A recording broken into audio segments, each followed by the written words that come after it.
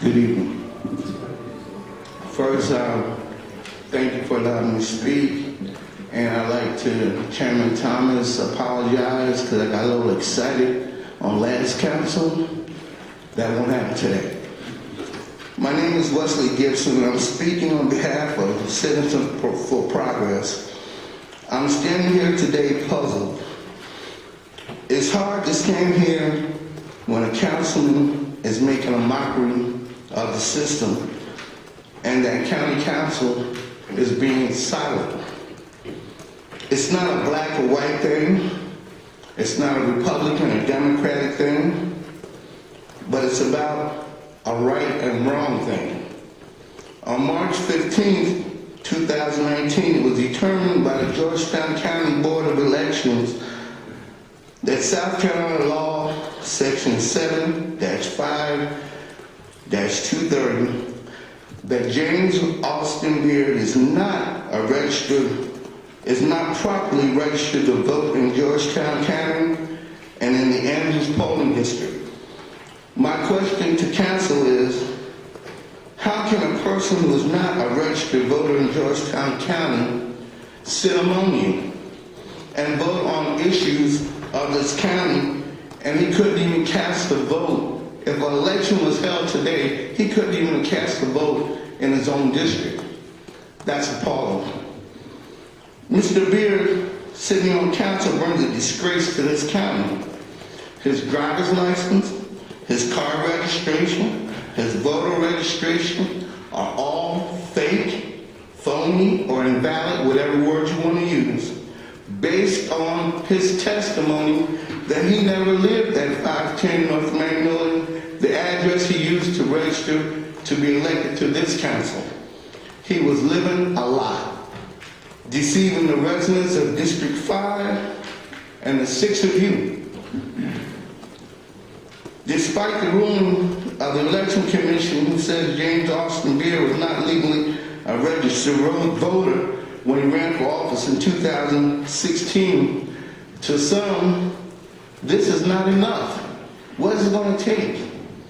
In the Georgetown Times, March 23rd, Chairman Thomas says, and I quote, "He is still a member of county council."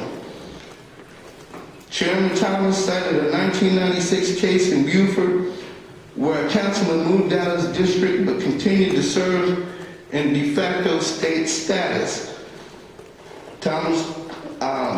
Chairman Thomas said, although this is not an exact parallel to the Beard case, he intends to consider Beard to be a de facto member of council. My question again is, Chairman Thomas, are you a lawyer? You said you researched the case. There's one big difference that you're overlooking. The council in Beaufort was legally elected and then he moved. Councilman Beard was illegally a registered voter when he ran for the office and was illegally elected to that office. That case does not apply in this situation. The first qualification one must meet when running for office is, are you a legal registered voter? That's first. Are you a legal registered voter? If you're not, everything else is null and void. In closing, Georgetown County is better than this. The taxpayers of this county deserve better than this. Since 2016, Mr. Beard has received approximately $45,000 of our taxpayers' money for being a council member, and he's not even a registered voter. This is totally wrong. In my hand is an ordinance, 2018-12, that is basically a summation of the budget for July 2018 to June 2019 for $86,517, signed into law by who? Councilman Beard. He signed it, but yet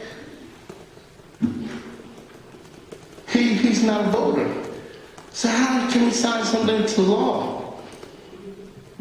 This is a position that you guys hold of integrity and trust. This ordinance was signed by a person who's not even eligible to cast a vote in the general elections. Council members, ask yourself the question, what kind of mess will we be in if he was elected chairman like it was planned? Thank you.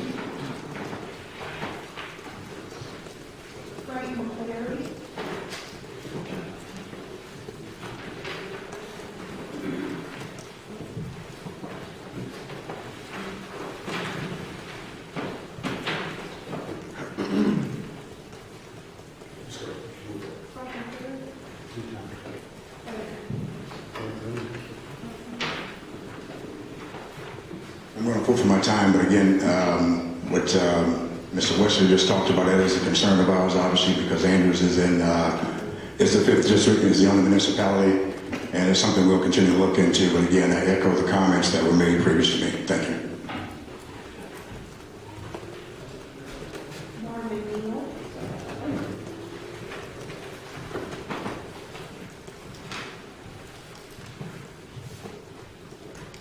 Good evening.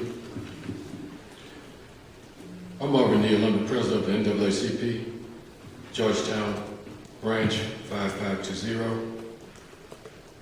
The results of the hearing on March 15th, the Board of Voters Registration and Election, Georgetown County stated, after giving full voice to challenger and respondent and considering all evidence and testimony given at the hearing, the board finds that 510 Magnolia Avenue, Andrews, South Carolina, is not a valid resident of respondent, and therefore respondent does not meet qualifications set forth in section 7-5-230 and is not properly registered to vote in Georgetown County and in the Andrews polling precinct. That's signed by Billy Altman, chairman of the Georgetown County Voters Election and Registration. The voting results of that hearing was 8 to the citizens and the NAACP, 0 to James Austin Beard. It speaks volume. The South Carolina Code 5-7-200, municipal, grounds for forfeiture of office for mayor and council filling vacancy in office, current as of 2017. A mayor or councilman shall forfeit his office if he lack of any time during his term of office any qualification for the office prescribed by the general law and constitution. Number 2, violate any express prohibition of chapter 1 to 17, or 3, is convicted of a crime or involve moral turpitude.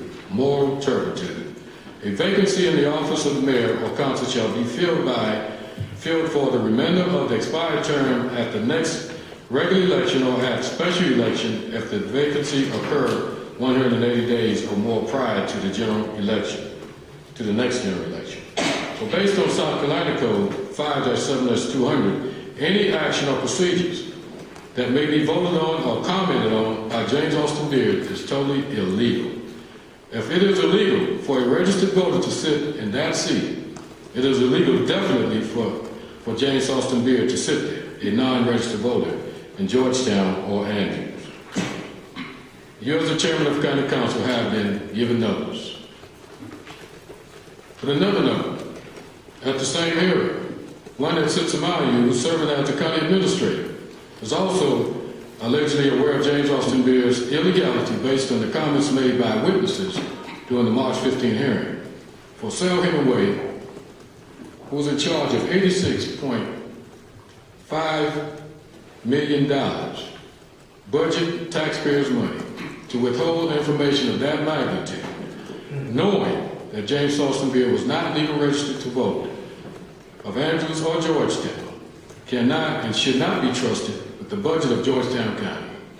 We demand an audit to be conducted along with an investigation of all monies spent on roadways, building constructions, etc., and that he be held accountable. This is a lack of integrity to the extreme for one to hold office of administration of Georgetown County.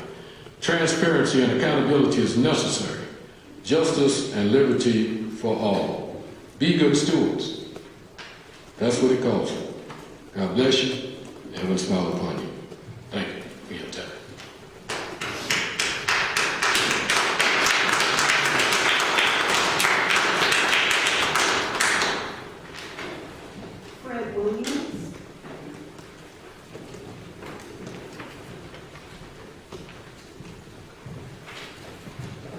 Good afternoon, Chairman Thomas and the rest of the council members. Again, I'm here to speak about this issue of 8 Oaks. I would like to thank you from our previous meeting for finally allowing the public to have access to that particular venue, considering it's taxpayers' money that you built it with. So upon you guys opening it, I decided to take a ride through it today. And it's okay. Could have done a lot better for $8 million. Could have done a lot better. But what I saw, it appears to be 4 separate and distinct baseball fields. Before I go any further, let me give you some background. In Georgetown County, to my knowledge, there are numerous professional athletes who left Georgetown County, none of which played professional baseball. We have Mac Alston, who was a starting tight end for the Washington Redskins, who was a Howard High School alumni. You have the Gathers, who attended Chapee High School in Carver's Bay. You have Nathaniel Allen, who came out of Howard High School. You had Tommy Nelson, who was a basketball player who was signed by the Washington Bullets. You had Mr. Jay Ford, who played for the Seattle Supersonics, all a former Georgetown resident. But you guys saw fit to exclude any things that the minorities actually excel in your facilitating that 8 Oaks venue. To me, I'm just trying to figure out what was your mindset in putting that venue together. I also observed today that it supposedly was built for tournament play. One, the seating capacity, what are you playing a tournament with, consisting of maybe 100 people? There's no seating in 8 Oaks Park to speak of. And I think the taxpayers' dollars could have been better spent. And I am imploring you guys again, take a step back. Let's revisit that 8 Oaks Park and maybe include some venues that the overall public might have an interest in. Baseball, I don't know whose mindset that was, that baseball is a big deal. As a matter of fact, I recently observed the baseball tournament at Mike Johnson Park. I don't think Georgetown won any games, which is astounding to me. But baseball is your big venue. Why invest that kind of money and get no returns? One of the county employees handed me a flyer denoting the numbers from previous campaign. Only problem with that is the numbers are dated from September 2012. This is 2019. It has no relevance right now. And yeah, the county might have made money then. But since that time, what kind of money has that park generated?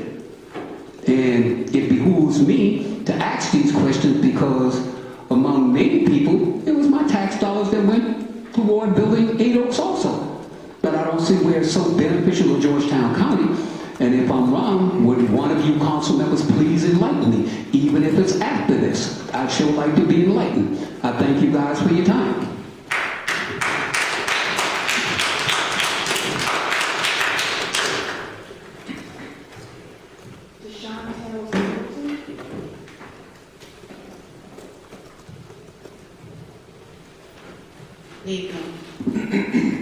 I will be very brief.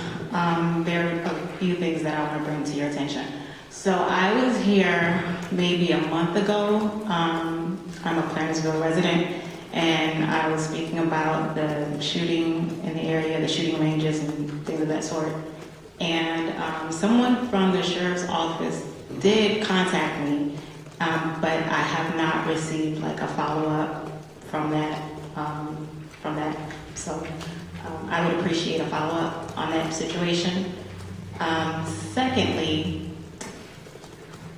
the roads in Clarenceville, specifically Jackson Village Road, is filled with potholes. There's so many of them. We have to like dodge around them to miss them.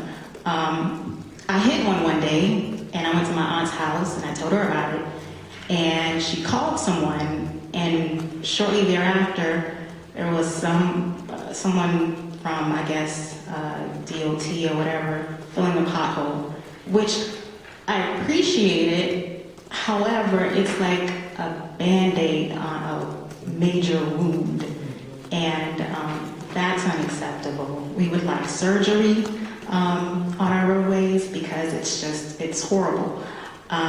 So that's the second issue I would like to bring to your attention.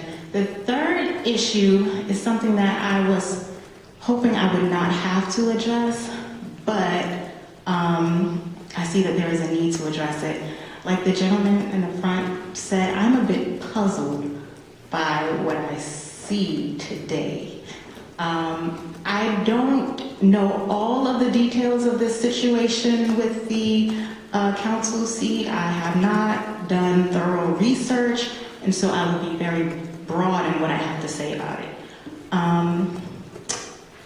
If it has been determined that someone is in a position that they should not be in because it's illegal for some reason or another, if that's been determined, then it should follow that that person no longer be in that position anymore. And it doesn't take a rocket scientist to figure that one out. So I'm hoping that the county council will do what they are supposed to do in rectifying that situation. Thank you.